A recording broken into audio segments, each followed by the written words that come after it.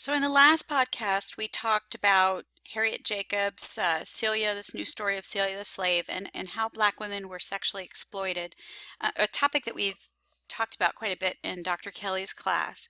But just re-exploring it to understand how this changes this role, this changes for Black women.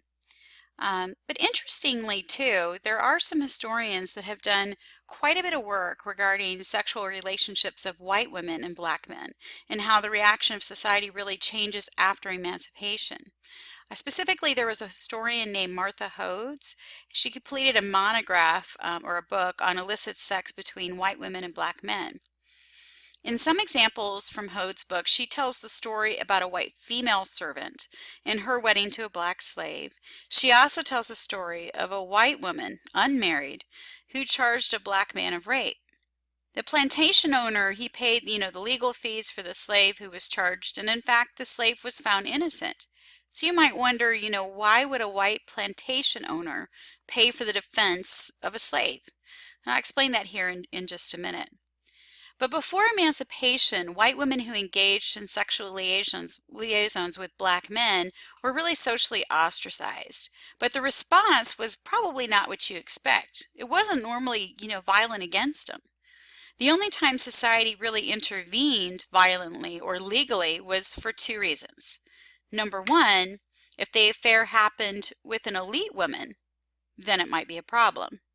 And number two, when there was a child born from this liaison. So you have to ask yourself, why would that be?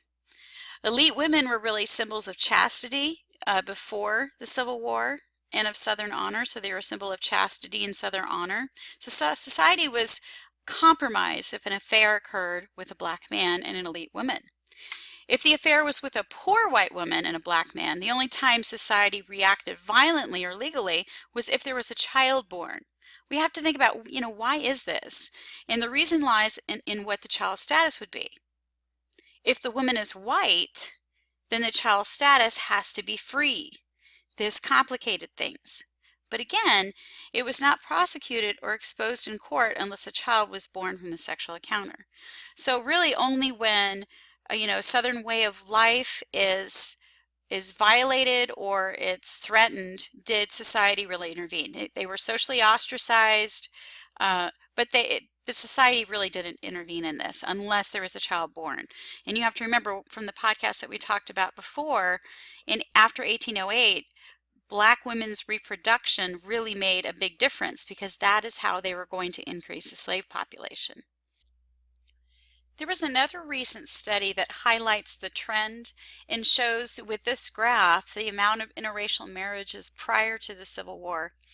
And then you can see a decline that continues all the way to the Civil War. So here's the colonial period. And you can actually see that there are, even though it was somewhat rare, there were some interracial marriages. This goes down just slightly during the antebellum period, and you can see Reconstruction, Jim Crow, there's a huge dip. And then of course after the Civil Rights era that goes up. So I thought this was a really wonderful graph that depicts how white and Black relationships, although they were rare again, occurred prior to the Civil War, and they actually decreased rather than increased after emancipation.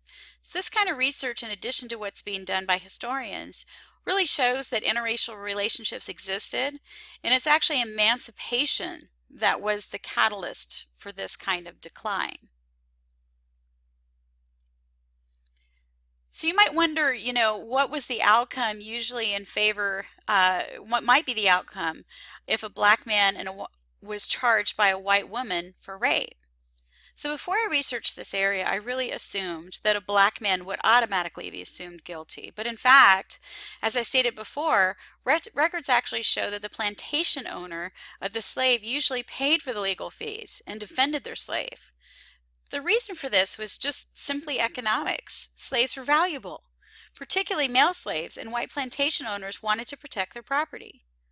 So the court records show that lawyers were hired for Black slaves charged with rape by white women and were more often found innocent. They were not actually interested in the fact of whether the slave was innocent or guilty, but rather just to simply protect their property. Young, healthy male slaves were particularly valuable because of their ability to complete manual labor.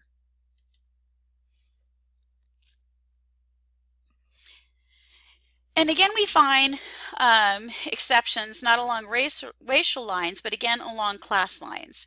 The reason why some black men were found guilty and others were not were more related, to class. Before the Civil War, poor white women were viewed as promiscuous, much like black women were. So they were charged. So when they charged black men with rape, these poor white women, many times this charge was just dismissed, or the black man was found innocent. And again, the black men charged with rape were protected by their owners because it was in their economic best interest for the slave owner to do so. This changes even for poor white women after emancipation. So now I've described, what life was like for black women before emancipation, for black men and white women who had affairs, and the research behind it. Black women were sexually exploited yet found ways to resist. White women and black men did have sexual encounters, and it was generally not complicated unless it was an elite white woman or a child was born from this affair. Even if charges of rape surfaced against the black man, records really show that black male slaves were given a paid defense by their slave owners. Not because the slave owner thought he was innocent, he might have, we don't know, but that it was in the slave owner's best interest to protect their property. So how does this change after emancipation, really, and why? So in order to understand how it changed, we have to think about why it changed. Before the Civil War, it was easy for Southerners to be considered the superior race. It was simple. Whites were the owners, blacks were the slaves. But after emancipation, this changes. There's no longer this division of slave and master. White Southerners encountered a sort of identity crisis. How would they maintain control? How would they maintain superiority if slave and master really no longer existed? So we're going to explore that topic and how this thing metamorphosized after the Civil War and after emancipation. So we'll do that in the next podcast.